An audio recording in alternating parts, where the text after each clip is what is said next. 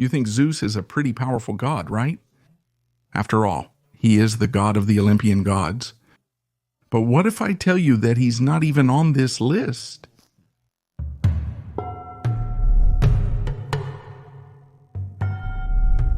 Izanagi and Izanami were responsible for the creation of humans in Japanese mythology. Through a summoning of other gods, they were given a home and also a spear. With this spear, they gave a little stir in the water, and from this an island emerged. They descended to this island and had some children, but these children were considered imperfect. If you want to know about the rest of the world origin myth according to Japanese mythology, you can just access the card that I will leave here, or also search on the channel. The goddess Moneiti, according to myths, would be the female part of the god Amon, who at some points was considered the supreme god of ancient Egypt, and it is not certain if at any point she was considered an independent goddess or Amon himself. So in a way, you're going to learn more about her. Now, Amon is considered the most mysterious god of ancient Egypt. He is represented in various ways, as a ram, as a man, or both together, being the man with a ram's head.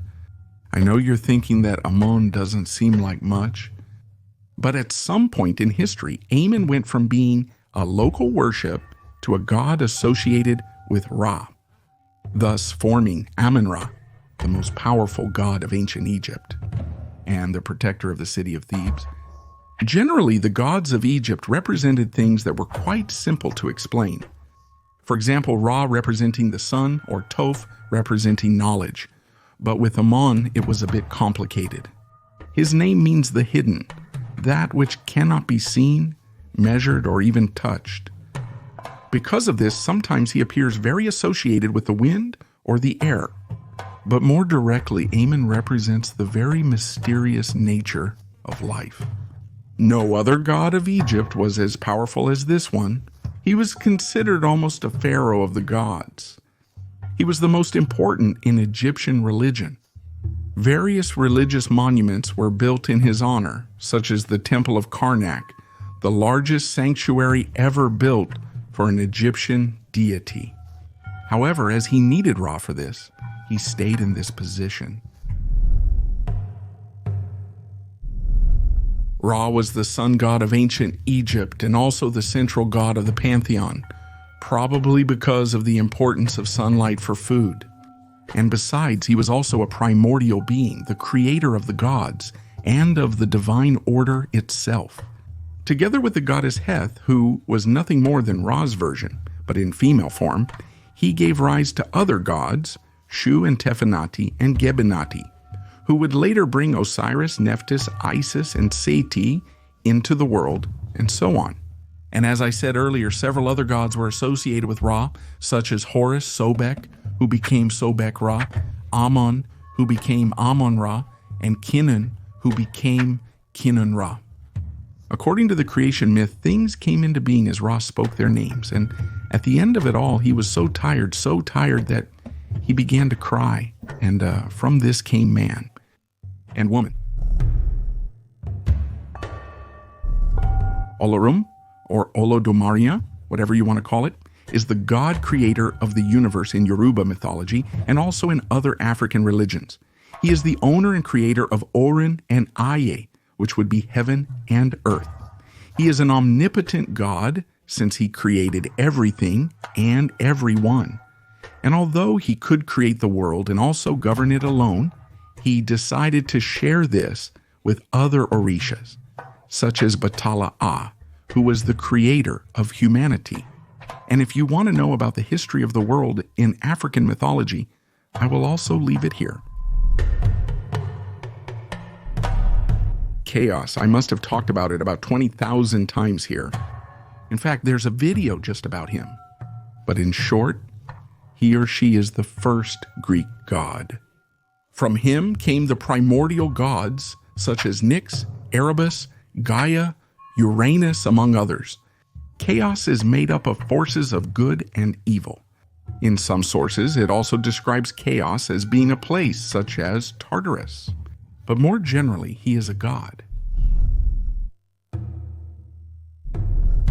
Discussing Tupã is somewhat complex. In fact, I urgently need to make a video about him and other Guarani gods. To explain some things, especially those that involve Europeans. But let's go. Tupã is a very common figure when you look for Guarani mythology. Zeus is the creator of everything and the god of thunder, light, and lightning. His power is not without reason. However, for the indigenous people, Tupã was formless. Just like for Christians, God also does not have one. This image of him manipulating the lightning bolts ended up arising from the influence of other mythologies. The Greek creation myth, like the one involving Zeus, is quite straightforward. They say that Tupã married Hasi, and the two descended to earth, and there everything was created. The forests, the seas, and even human beings. Vishnu is one of the gods of Hinduism. He is responsible for the sustenance and preservation of the universe. To give you an idea of how good he is, his name means omnipresent. Through his 10 avatars, he is always present on earth to protect from all that is harmful. He is described as a kind, omniscient, strong, and vigorous god. He is also known for his splendor, energy, and sovereignty. He symbolizes mercy and kindness. This god is part of the Hindu Trinity. And with this information, you should already know the next two gods. Brahma is the god responsible for the creation of the universe, and he is also part of the Hindu Trinity. According to the creation myth, after Brahma created the world, he cut off a part of his body, and with that he created a woman named Sawaswati, who can also be called Saturpa, who later became his wife. Brahma had a certain problem.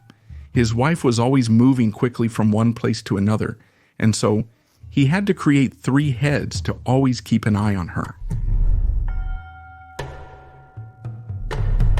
Lord Shiva, whom I've already called Ashiva about 500 times because of Mortal Kombat, is the 3rd member of the Trimurti. His name means the one who gives hope. He can also be called beneficent or great god. And as I said, he is part of the Hindu Trinity, which is the Trimurti.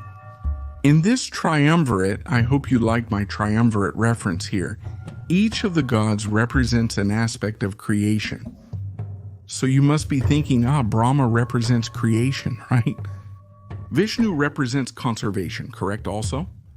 And what does Shiva represent? He simply represents destruction, my partner.